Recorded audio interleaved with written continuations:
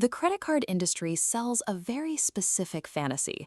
You swipe a shiny piece of metal, earn massive rewards, and suddenly you're at a five-star resort in the Maldives.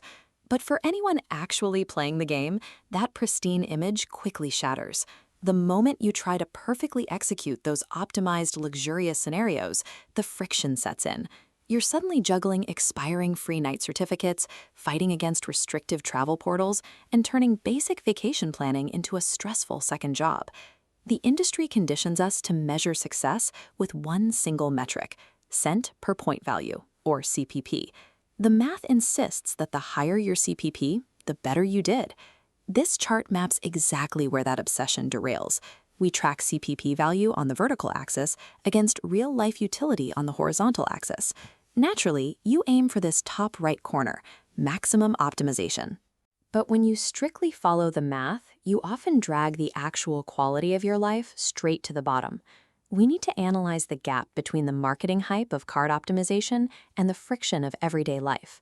Because winning this game means aligning your points with your reality instead of twisting your life to fit a spreadsheet.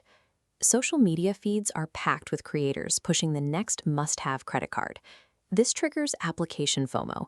You jump at a flashy offer purely for the status, skipping over whether the card actually fits your specific spending roadmap. Take the Creator Card, heavily marketed a few years ago. It was pitched as a business card based on follower count. But if you ignored the fine print, you missed the part where it reported directly to your personal credit. That oversight immediately burns a valuable Chase 524 slot and dings your personal credit report for a pseudo-business card you barely use. Or consider the timing trap. You see a 50,000-point Southwest welcome offer and apply instantly. You don't realize that waiting a few months could have netted you an automatic companion pass for the exact same effort. These rushed, unresearched applications carry a steep opportunity cost. They permanently block you from better, more lucrative offers down the road. Point efficiency starts long before you click apply. If you prioritize social media hype over a personal roadmap, you end up with a portfolio of cards that don't actually work together. Once you actually have the points, the traps shift to the redemption side, specifically free night certificates and travel portals promising massive multipliers. A 5-night certificate capped at 50,000 points a night screams out to be maximized. The math urges you to find the absolute most expensive property that fits the criteria, but that math ignores who you are. You might end up dragging your young family to a South Beach hotel that doubles as a noisy, DJ-run nightclub, all because the spreadsheet called it a great deal. Travel portals pull a similar trick. They wave massive 10x point multipliers in your face to keep you locked inside their booking ecosystem. This table breaks down portal multipliers versus direct bookings. The portal inflates the nightly rate so heavily, extra points barely cover the markup. Plus, booking direct unlocks package deals, dropping a $60 valet fee to $10 that portals block.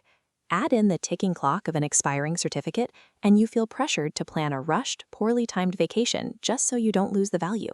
Forcing your time off to fit the rigid rules of a portal or an expiring certificate often costs you far more in cash and comfort than the points were ever worth.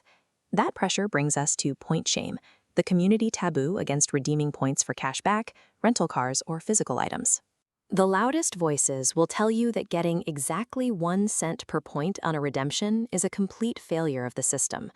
They will criticize someone for cashing out points to buy a MacBook or a professional camera, or they'll roll their eyes at trading airline miles to cover a rental car. What that criticism misses is the immediate relief of preserving liquid cash flow. Keeping $600 in your bank account right now might be exactly what your family's budget needs to make a trip happen. Buying equipment with points isn't a loss if it generates income. Using rewards to buy the tools you need to build a business produces a return that no spreadsheet can calculate. Your personal valuation of a point must factor in your cash flow and your stress tolerance, not just the maximum theoretical value of a first-class flight. True optimization requires weighing your time, your family dynamics, and your stress levels against raw cent per point value. This flowchart provides a practical way to find your specific path, starting with one defining question: what is your primary constraint? If your constraint is time or money, the chart branches left. You need cash equivalent, flexible points, and direct bookings. If you have rigid school dates or a strict budget, ignore the point purists. Book direct, take the cash savings, and prioritize convenience over complex transfers. If you have high flexibility and no strict dates, you branch to the right.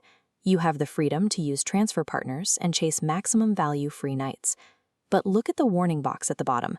You can go after massive international flight redemptions, but only after running a hard cost analysis to ensure portal prices aren't secretly gouging you.